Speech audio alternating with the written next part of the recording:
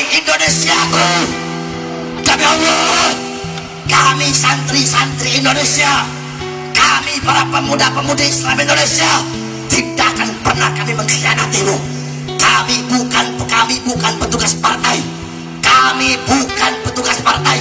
Kami bukan cukong-cukong. Kami bukan petugas cukong. Kami bukan antek-antek cukong. Kami tidak bisa disuap, tidak bisa disogok. Bukan seperti pejabat-pejabat sekarang.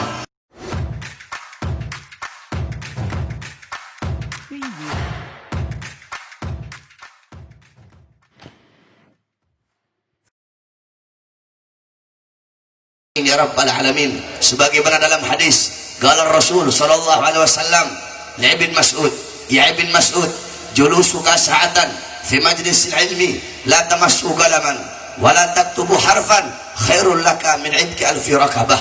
Bersabda Nabi Muhammad, wahai Ibn Mas'ud, engkau duduk di majlis ilmu sesaat, 1 jam, sesaat saja, beberapa saat kamu duduk di majlis ilmu, la tamassu qalaman, kamu tidak memegang pena, wala taktubu harfan, engkau tidak menulis 1 huruf, cuma duduk saja di majelis ilmu. Itu lebih utama, itu lebih bagus, itu lebih baik, itu lebih mulia daripada engkau memerdekakan 1000 orang budak. Saudara-saudara, memerdekakan 1 orang budak itu keutamaannya kelak di akhirat. Seluruh a'dha, seluruh jawarih, seluruh anggota tubuh akan merdeka dari nerakanya Allah. Memerdekakan 1 orang budak, maka bagaimana kalau memerdekakan 1000 orang budak? Sedangkan duduk di majelis ilmu lebih utama daripada memerdekakan 1000 orang budak. Oleh karenanya, jangan pernah engkau bosan-bosan untuk duduk di majelis-majelis ilmunya Allah. Karena majelis-majelis seperti inilah warisan baginda Nabi besar Muhammad. Nabi Muhammad tidak mewarisi harta, pangkat, jabatan, tahta, kekuasaan. Bukan itu warisannya Nabi. Warisannya Nabi ilmu, amal, ibadah, wara, khauf, khasyah, zuhud, ibadah, qanaah, akhlak, adab. Inilah warisan baginda Nabi besar Muhammad. Abu Hurairah radhiyallahu anhu, ketika beliau pergi ke pasar, beliau berkata, wahai orang-orang pasar, di masjid sedang dibagi-bagikan warisan Nabi Muhammad. Yang punya toko menutup tokonya, yang berdagang berhenti berdagang, mereka berbondong-bondong pergi ke masjid.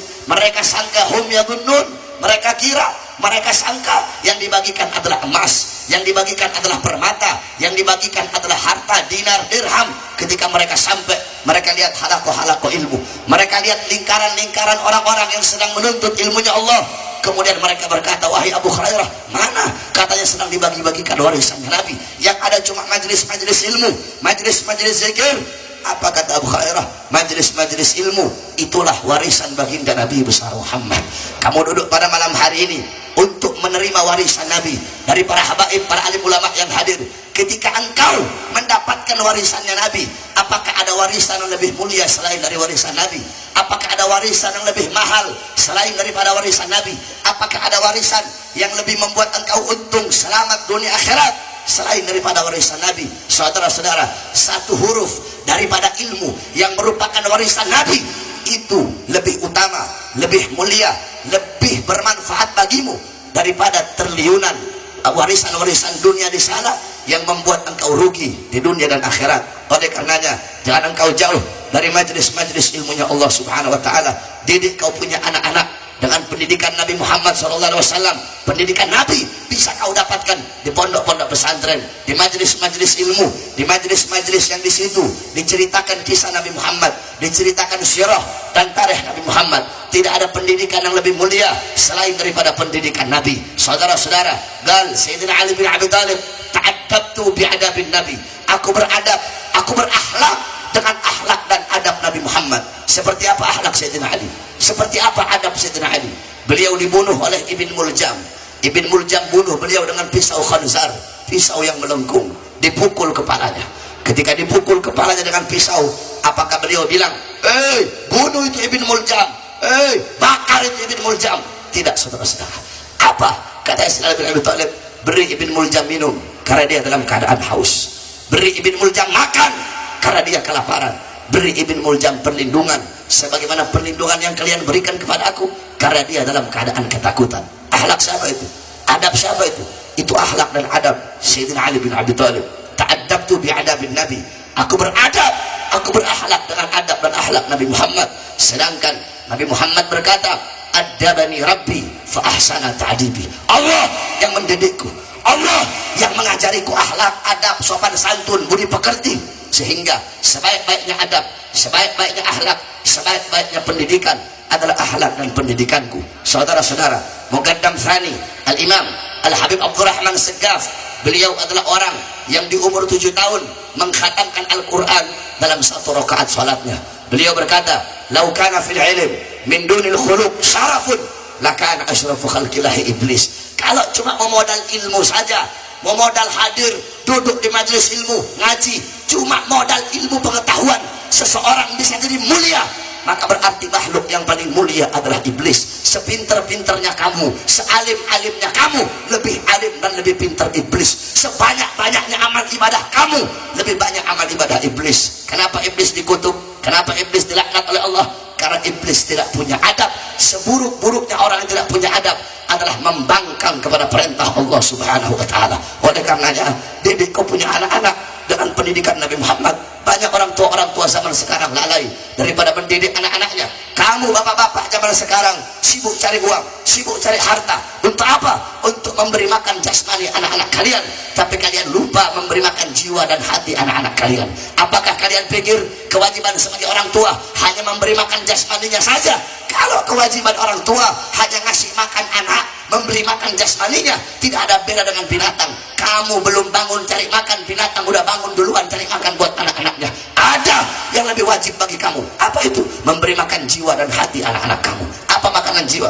Apa makanan hati? Makanan jiwa dan makanan hati adalah ilmu. Hati 3 hari tidak kena ilmu, itu hati menjadi mati.